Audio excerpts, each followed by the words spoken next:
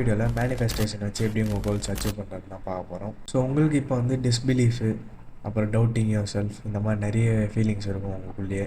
நீங்களே உங்களை டவுட் பண்ணிக்கலாம், இதை நம்ம பண்ணுவோமா மாட்டோமான்னு சொல்லி. இல்லை உங்களுக்கு டிஸ்பிலீஃப் இருக்கலாம், இதெல்லாம் என்னால் பண்ணவே முடியாதுன்னு சொல்லிட்டு. ஸோ அதுக்காக தான் இந்த வீடியோ நீங்கள் கிளிக் பண்ணியிருப்பீங்க. ஃபஸ்ட்டு மேனிஃபெஸ்டேஷன்னா என்னென்னு பார்ப்போம். ஸோ மேனிஃபெஸ்டேஷன்னா உங்கள் தாட்ஸை ரியாலிட்டியாக மாற்றுறது. இது வந்து மேஜிக்கோ ஆஸ்ட்ராலஜியோ கிடையாது, இது வந்து மைண்ட் செட்கான ஒரு வீடியோ. ஸோ ஸ்ட்ரெயிட்டாக உள்ள எடுத்துகிட்டு போனோம்னா நீங்கள் என்ன நினைக்கிறீங்களோ அதை தான் நீங்கள் செய்வீங்க. ஸோ இது ஈஸியான ஒரு பாயிண்ட்டு. ஸோ இப்போ வந்து நான் தண்ணி குடிக்கணும்னா திடீர்னு போய் தண்ணி குடிக்க மாட்டேன். எனக்கு தேர்ஸ்டி ஆகணும். தேர்ஸ்டி ஆனதுக்கப்புறம் நான் தண்ணி குடிக்க போகலாமான்னு திங்க் பண்ணணும். திங்க் பண்ணக்கப்புறம் தான் நான் போய் தண்ணியே குடிப்பேன். ஸோ இதை நார்மலாக பிரிக்கணும்னு பார்த்தீங்கன்னு வைங்களேன். Thoughts, action, result. ஃபர்ஸ்ட் வந்து ஒரு விஷயத்தை திங்க் பண்ணணும். அதுக்கப்புறம் அதை பண்ணலாமா வேணாமான்னு யோசிக்கணும். அதுக்கப்புறம் தான் ஆக்ஷன், அதுக்கப்புறம் ரிசல்ட். இது தேர்ஸ்டியாக இருக்குன்னு வச்சுக்கோங்க, தண்ணி குடிக்கலாமா வேணாமான்னு திங்க் பண்ணுவேன். அதுக்கப்புறம் வந்து தண்ணி குடிக்க போவேன். அதுக்கப்புறம் தண்ணி குடிப்பேன். அதுக்கப்புறம் ரிசல்ட் வந்து தேர்ஸ்டி அடங்கிடும். ஸோ இந்த ஃப்ரேம் ஒர்க் எவ்வளோ தான், இது மட்டும் புரிஞ்சுக்கோங்க, நான் எக்ஸ்பிளைன் பண்ணுறேன். ஸோ எப்போவுமே நீங்கள் பாசிட்டிவாக திங்க் பண்ணிங்கன்னா பாசிட்டிவாக நீங்கள் ஆக்ட் பண்ணுவீங்க. பாசிட்டிவான பிலீஃப் ஃபார்ம் ஆகும், பாசிட்டிவான ரிசல்ட்டும் கிடைக்கும். ஸோ நீங்கள் பாசிட்டிவாக திங்க் பண்ணிங்கன்னா பாசிட்டிவாக நடப்பீங்க, பாசிட்டிவான பிலீஃப் ஃபார்ம் ஆகும், பாசிட்டிவான ரிசல்ட்டும் வரும்.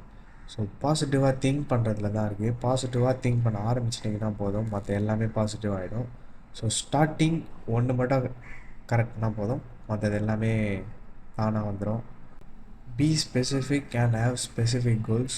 ஸோ இதில் என்ன மீன் பண்ணுறதுனா, ஸ்பெசிஃபிக்கான ஒரு கோல் இருந்தால் தான் உங்கள் சப்கான்ஷியஸுக்கு அது கரெக்டாக தெரிஞ்சு அதுக்கேற்ற மாதிரியான ஒர்க் பண்ண முடியும் உங்களால். ஸோ ஸ்பெசிஃபிக்கான கோல் வந்து ரொம்ப இம்பார்ட்டண்ட்டு. உங்களுக்கு வந்து இந்த கோல் தெரிஞ்சிருக்கலாம், ஆனால் உங்கள் சப்கான்ஷியஸுக்கு தெரியணுன்னா அது ஸ்பெசிஃபிக்காக இருக்கணும். ஸோ எந்த கோலாக இருந்தாலுமே அது ஸ்பெசிஃபிக்காக இருக்கணும். எக்ஸாம்பிள் சொல்கிறேன், எனக்கு வந்து வெயிட் லாஸ் பண்ணோன்னா 20 kg வெயிட் லாஸ் பண்ணணுன்றது வந்து ஸ்பெசிஃபிக்காக இருக்கணும். சும்மா வெயிட் லாஸ் பண்ணணும் அப்படி இருக்கக்கூடாது. 20 kgன்றது வந்து ஸ்பெசிஃபிக்காக இருக்கணும்.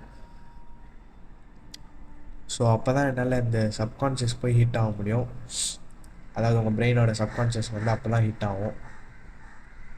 Stay away from negative people. Obviously இந்த பாயிண்ட் எல்லாமே நீங்கள் ஏற்கனவே எங்கேயோ கேட்டிருப்பீங்க.